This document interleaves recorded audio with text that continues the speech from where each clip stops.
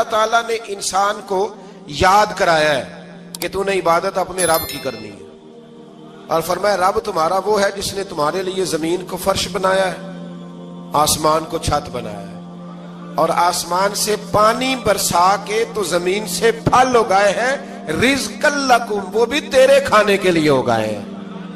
وہ جو آسمان سے بارش برسا کے زمین سے سبز اور پھل اگائے ہیں تو وہ بھی تیرے لیے۔ جب سارا کچھ تیرے لیے بنایا تو بھی تو عبادت کرنا اپنے رب کی، پھر کسی کو اس کا شریک نہ ٹھہرا۔ ایک چیلنج بھی کیا قرآن مجید نے اس رکوع کے اندر، کہا کرتے تھے مکے کے لوگ کہ آپ قرآن مجید کی آیتیں نبی کریم علیہ السلام سے کہا کرتے تھے کہ معاذ اللہ آپ خود بناتے ہیں، بنا کے لاتے ہیں۔ تو اللہ کریم نے فرمایا وَإِن كُنتُمْ فِي رَيْبٍ مِّمَّا نَزَّلْنَا عَلَىٰ عَبْدِنَا فَأْتُوا بِسُورَةٍ مِّن مِّثْلِهِ، اگر تمہیں شک ہو نا اس میں جو ہم نے بندہ خاص پہ نازل کیا ہے تو تم بھی اس جیسی ایک صورت بنا کے لاؤ۔ پڑھے لکھے تو تم بھی ہو نا، مکے میں تم بھی رہتے ہو، تو ایک صورت بنا کے لاؤ۔ قرآن مجید ہم سے چھینا گیا ہے سازش کے تحت، اس لیے کہ جس قوم کو قرآن آ جاتا ہے نا پھر کوئی کافر اس کا مقابلہ نہیں کر سکتا۔ دیکھیں نا اگر کافروں کے پاس جواب ہوتا قرآن پاک کا تو بدر اور احد میں نا کوئی آیت بنا کے لاتے قرآن کے مقابلے کی، تلواریں لے کے نہ آتے، ان کے پاس جواب ہی نہیں تھا۔ اور قیامت تک کسی کافر کے پاس قرآن مجید کا کوئی جواب، قرآن کا کوئی جواب، قسم اللہ کی جواب کوئی نہیں، قرآن کا اس کا کوئی جواب نہیں۔ کیا بات ہے قرآن پاک کی۔ وہ ایک دفعہ مسلمہ کذاب بے ایمان کہنے لگا میں نے بنا لیا ہے قرآن پاک کا جواب، معاذ اللہ۔ جواب کیا بنایا؟ وہ سورت ہے نا القاریۃ ما القاریۃ وما ادراک ما القاریۃ، کھڑکھڑانے والی کیا ہے، کھڑکھڑانے والی تمہیں کیا پتا کیا ہے، کھڑکھڑی قیامت کا ذکر ہے۔ کہنے لگا میں نے اس جیسی سورت بنا لیا، تو کیا بنایا؟ الفیل مل فیل وما ادراک ما الفیل، کہنے لگا ہاتھی، تمہیں کیا پتا کیا ہاتھی، تم کیا جانو کیا ہاتھی۔ تو پاس جو اس کے اپنے بیٹھے تھے نا چیلے، وہ کہنے لگے چپ کر جا، سارے زمانے کو پتا ہے ہاتھی کیا ہوتا ہے۔ تو پاگل ہے، اس کے دو کان ہوتے ہیں، ایک سونڈ ہوتی ہے، چار اس کے پیر ہوتے ہیں۔ بیوقوف آدمی قرآن کا مقابلہ کرنا ہے تو کچھ چج کے ساتھ کر، پاگلوں کی طرح مقابلہ کرے گا، جوتے کھائے گا بھی ہمیں بھی پڑھوائے گا۔ تو قرآن مجید کا کوئی مقابلہ کر سکا؟ تو اس آیہ مبارکہ میں اللہ نے کافروں کو یہ کہا اگر مقابلہ نہیں کر سکتے تو پھر اللہ سے ڈرو، ورنہ دوزخ میں ڈالے جاؤ گے، وہ جس کا ایندھن آدمی اور پتھر ہے، اور بنائی بھی کافروں کے لیے گئی ہے۔ اعدت للکافرین، جہنم کس کے لیے بنائی گئی ہے؟ کافروں اور منافقوں کے لیے۔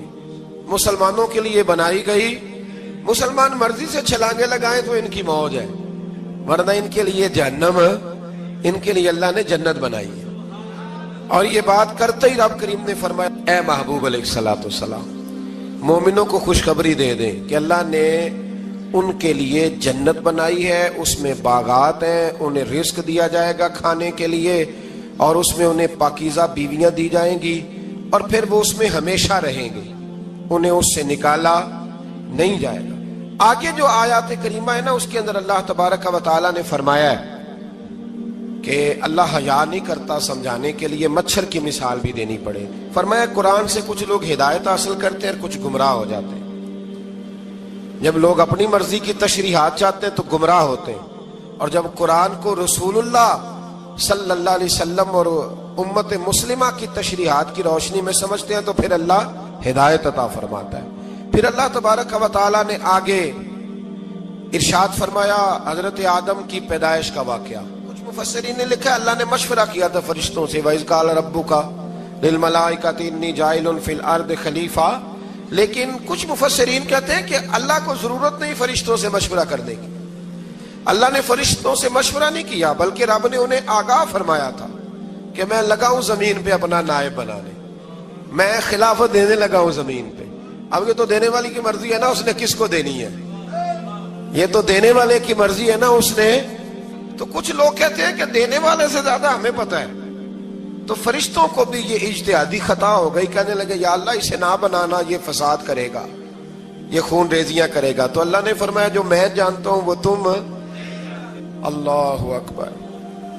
امام راضی فرماتے جب رمضان آتا ہے تو اللہ فرشتوں سے کہتا ہے ذرا یہ کھول کے دروازے دیکھو نا یہ زمین پہ کیا کر رہے ہیں، تم تو کہتے تھے فساد کریں گے اور یہ سارے تراویحاں پڑھ رہے ہیں. تم تو گویا کہتے تھے فساد کریں گے اور یہ تو دیکھو گویا رمضان کے روزے رکھ رہے ہیں.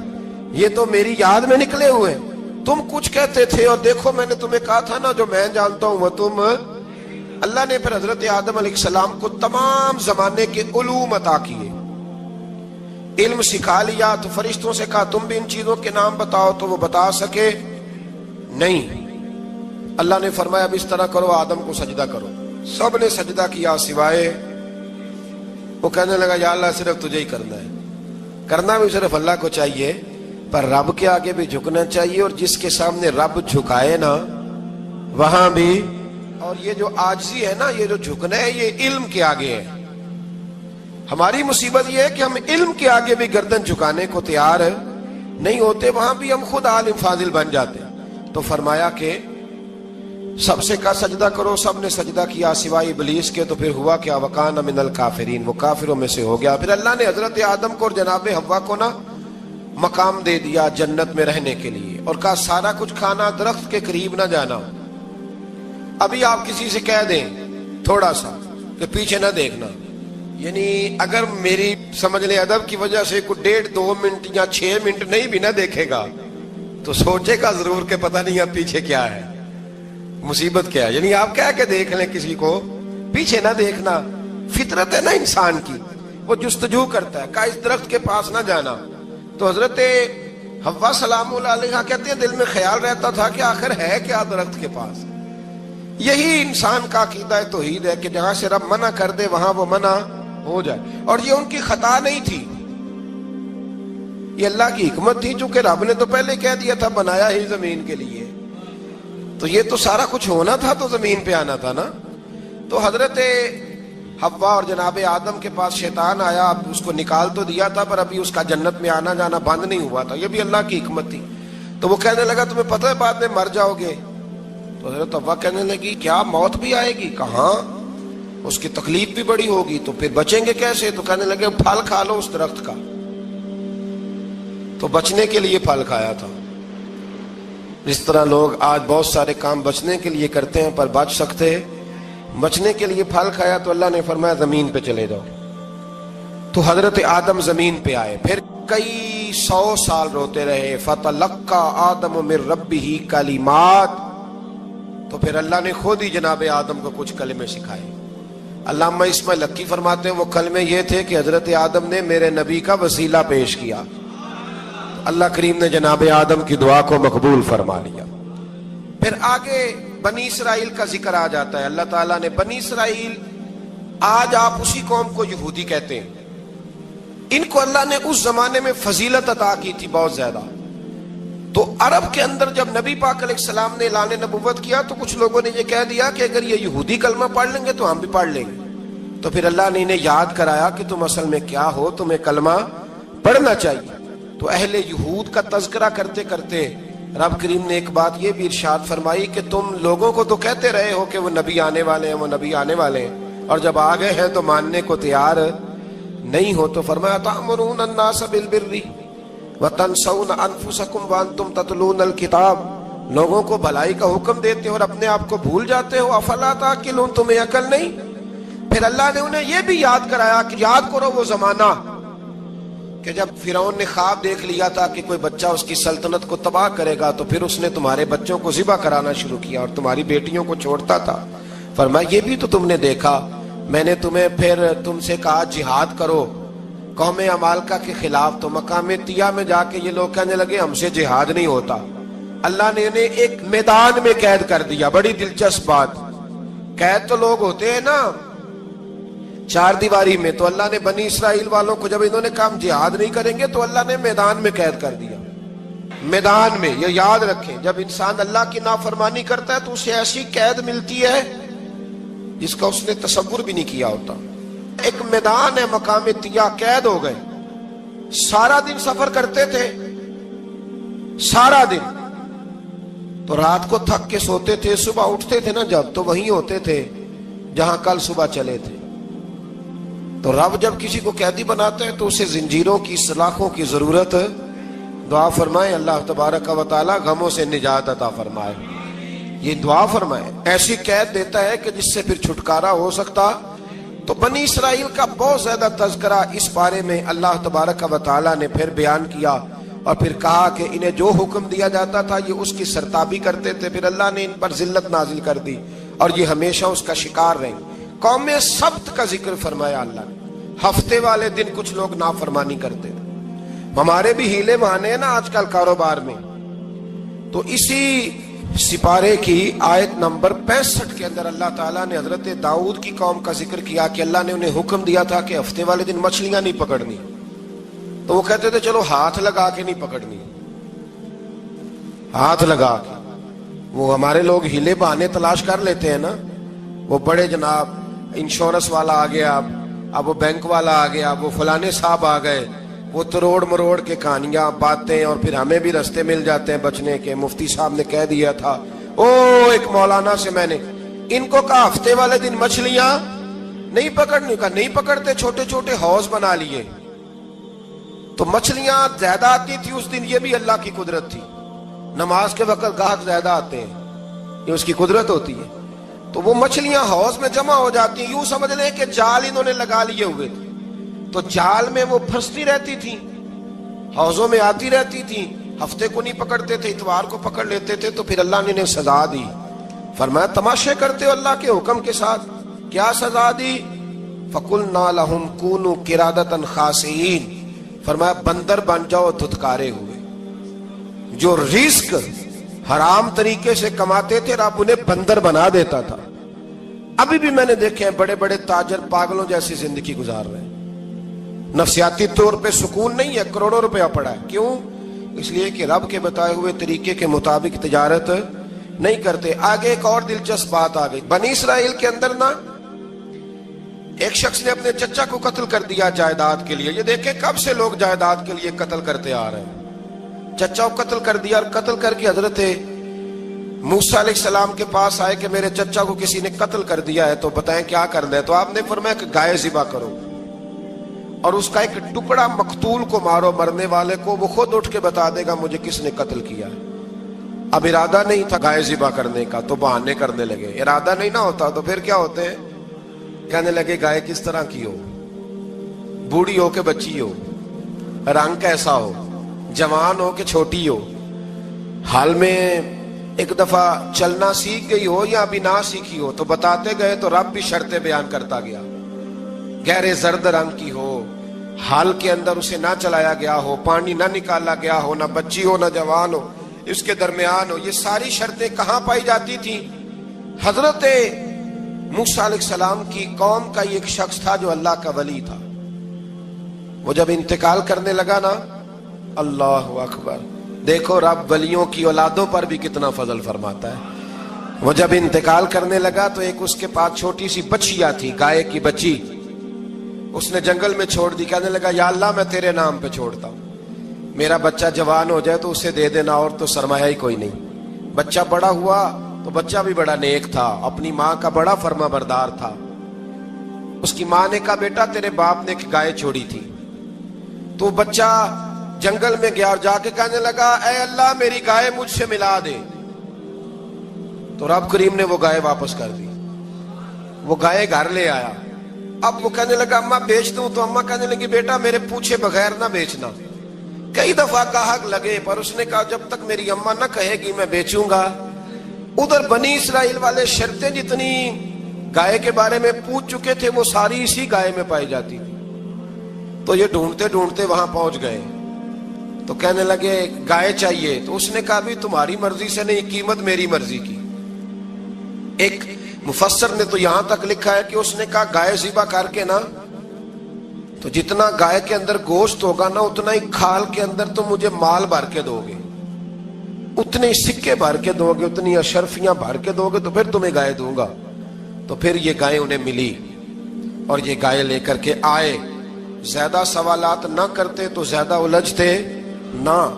ہم بھی دین کے معاملے میں بڑے سوال جواب کرتے ہیں، اتنا سوال کریں جتنی اس کی ضرورت ہے۔ ان لوگوں نے سوالات زیادہ کیے تو پھر الجھ زیادہ گئے۔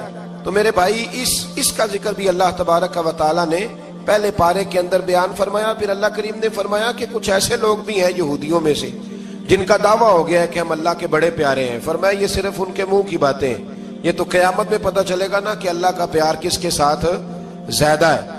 اور پھر یہ بھی یہودیوں نے دعویٰ کیا ہے, اسی پارے میں اللہ فرماتے ہیں کہ ان کا دعویٰ ہے کہ ہم اللہ کے بڑے پیارے ہیں, جنت میں ہم ہی جائیں گے. تو اللہ فرماتا ہے پھر مرنے کی دعا تو کرو, جنت میں تو مر کے جانا ہے نا. لیکن رب فرماتے ہیں یہ کبھی مرنے کی دعا نہیں کریں گے, اس لیے کہ انہیں پتہ ہے کہ ہم نے آخرت کے لیے کیا بھیجا. لے جی پہلا حکم آ گیا یا ایھا الذین آمنوا کہہ کے, پہلی آیت قرآن پاک کی پہلے سپارے میں پہلی آیت جس میں اللہ نے کہا یا ایھا الذین آمنوا. تو پہلا حکم آمنوا کہہ کے آیت نمبر 104 میں جو اللہ نے حکم دیا ہے نا وہ نبی پاک کی تعظیم کا حکم ہے. پہلا حکم ہی اللہ نے حضور کی عزت اور ناموس کا ارشاد فرمایا.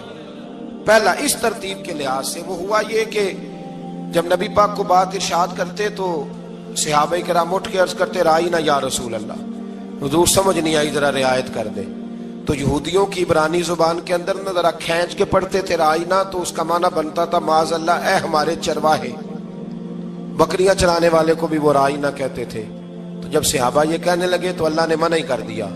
فرمایا میرے محبوب کے غلاموں, اس لفظ کے پیچھے چھپ کے, اس لفظ کے پیچھے چھپ کے لوگ میرے نبی کی بے ادبی کر جاتے ہیں. تو جس لفظ کا کوئی ایک معنی بے ادبی والا بنتا ہو وہ لفظ بھی میرے نبی کے لیے نہ کہو. لفظ وہ والے کہو جس میں کوئی بے ادبی کا معنی نکلے نہ. یہاں لوگوں نے بڑے بڑے لفظ نہیں بول دیے, پھر کہتے میرا مطلب یہ تھا, میرا مطلب وہ تھا. تو تو نے وہ لفظ بولا کیوں جس کا کوئی غلط مطلب بھی نکل سکتا تھا. اللہ نے فرمایا یا ایھا الذین آمنوا لا تقولوا رائینا, اے ایمان والو رائینا کہو ہی نہ. تو یا اللہ کیا کہیں؟ فرمایا وقولوا انظرنا, تم کہو یا رسول اللہ ایک نظر فرمائیے. انداز دیکھیے, انظرنا ایک نظر. تو ہمارے بزرگ تو پہلے ہی بڑے پیار والوں نے کہہ دیا یا رسول اللہ انظر حالنا. کہتے کہاں سے لاتے ہو جملے؟ میں نے کہا اللہ کی کتاب سے. یا رسول اللہ انظر حالنا یا حبیب اللہ اسمع قالا. تو تم کہو انظرنا, محبوب نظر کرم کرے, واسمعوا, اور کیا ضرورت ہے دوبارہ پوچھنے کی؟ اللہ کہتا ہے پہلے ہی دھیان سے سنا کرو, پہلے ہی واسمعوا, پہلے ہی احتیاط سے سنو. وللکافرین عذاب علیم, اور کافروں کے لیے دردناک عذاب ہے. لے جی اسی پارے میں اللہ تبارک و تعالیٰ نے پھر اہل یہود کا ذکر کیا. تو یہود کہنے لگے کہ ہم حضرت ابراہیم کے ماننے والے ہیں. تو اللہ کریم نے وہ بھی ذکر کیا کہ میں نے تو ابراہیم کو آزمایا ہے. وَإِذِ ابْتَلَىٰ إِبْرَاهِيمَ رَبُّهُ بِكَلِمَاتٍ فَأَتَمَّهُنَّ, ہم نے ابراہیم کو کچھ چیزوں سے آزمایا ہے, وہ ہماری آزمائش پہ پورے اترے. قَالَ إِنِّي جَاعِلُكَ لِلنَّاسِ إِمَامًا, تو پھر ہم نے انہیں کہا کہ ہم آپ کو پوری دنیا کا امام بنائیں گے. وہ آزمائش کیا تھی؟ آگ میں جانا بھی آزمائش, بیٹے کا نہ ہونا بھی آزمائش, بیٹا ہوا تو پھر اسے وادی غیر ذی زرع ان میں چھوڑ کے آنا بھی آزمائش, بڑا ہوا تو پھر ذبح کرنا بھی آزمائش. فرمایا جہاں جہاں آزمایا ہے نا ابراہیم ہماری آزمائش میں پورے اترے. فرمایا تو مفت میں حضرت ابراہیم کی اولاد بنتے ہو اور ان کا نام لیتے ہو اور ان کے ساتھ اپنا تعلق بناتے ہو, دیکھو تو صحیح وہ کتنی آزمائشوں سے گزرے. تو اس کا بھی اللہ نے اسی میں ذکر فرمایا. اور پھر وہ بات کرتے تھے حضرت یعقوب کی اور حضرت اسحاق کی. تو فرمایا وہ تو ہمارے اتنے خاص بندے تھے کہ وصال کے وقت بھی انہوں نے اپنی اولادوں کو نصیحت فرمائی تھی کہ اللہ کی توحید پہ قائم رہنا. اس کا ذکر بھی اللہ نے اسی پارے میں بیان فرمایا. اور جو حضرت ابراہیم اور جناب اسماعیل نے کعبہ تعمیر کیا تو اس کا ذکر بھی اللہ تعالیٰ نے اسی پارے میں فرمایا. فرمایا جب وہ کعبہ بنا رہے تھے تو کہہ رہے تھے ربنا تقبل منا, کہہ رہے تھے اے اللہ بنا ہم نے دیا ہے پر مہربانی فرما ہم سے قبول فرما لے. تو جو آیہ کریمہ آخر میں عرض کرنا چاہتا ہوں اس پر بھی تھوڑی توجہ فرمائیں گے تو بات بڑی نکھر کے باہر آئے گی. یہ 16ویں رکوع کے اندر اللہ نے پھر یہود کا اور عیسائیت کا ذکر فرمایا. تو اللہ کریم نے ایک بات ارشاد فرمائی. یہودیوں کے ہاں جب کوئی بچہ پیدا ہوتا تھا پیلے رنگ کے ساتھ اس کو رنگتے تھے, یا کوئی خاص رنگ تھا ان کا, بچہ پیدا ہوتا تو اس پر وہ رنگ چڑھاتے کہ یہ جی ہمارے مذہب کا رنگ ہے. ہمارے ہاں بھی رسمیں ہیں نا اپنی اپنی معاذ اللہ. اپنی اپنی نہیں ہونی چاہیے، اللہ رسول کا حکم ہونا چاہیے۔ تو یہودیوں کے ہاں بچہ پیدا ہوتا تو ایک خاص رنگ چڑھاتے، عیسائیوں کے ہاں پیدا ہوتا تو وہ بھی ایک خاص رنگ چڑھاتے، تو مسلمانوں کے ہاں بچے پیدا ہوئے تو انہوں نے بھی توجہ کی کہ یہ کیا ہو رہا ہے، تو رب کریم نے فرمایا صبغۃ اللہ، رنگ اللہ کا ہی ہے۔ ومن احسن من اللہ صبغۃ، اور فرمایا اللہ کے رنگ سے زیادہ خوبصورت کس کا رنگ ہو سکتا ہے؟ اللہ کا رنگ کیا ہے؟ لا الہ الا اللہ محمد الرسول اللہ صلی اللہ علیہ، فرمایا نیلے پیلے کالے رنگ نہ چڑھاؤ، اپنے ذہن پر توحید و رسالت کا رنگ چڑھاؤ، یہ سب سے بہترین رنگ ہے۔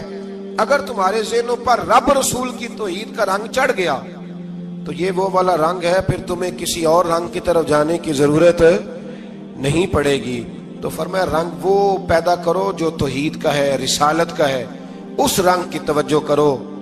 قرآن مجید کے اس پارے میں اللہ کریم نے مختلف باتیں بیان کر کے آخری رکوع میں یہ جو رنگ کا ذکر فرمایا نا، تو یہ لگتا ہے پورے پارے کا خلاصہ ہے کہ رب کریم نے فرمایا اصل بات یہ ہے کہ تمہاری سوچوں پہ رب رسول کی توحید و رسالت کا رنگ ہونا چاہیے۔ ہر وقت بچہ پیدا ہو، کوئی دنیا سے جائے تو رنگ کس کا ہونا چاہیے؟ اللہ رسول کے دین کا۔ اللہ تعالی ہمیں سمجھنے کی توفیق عطا فرمائے۔ آخر دعوانا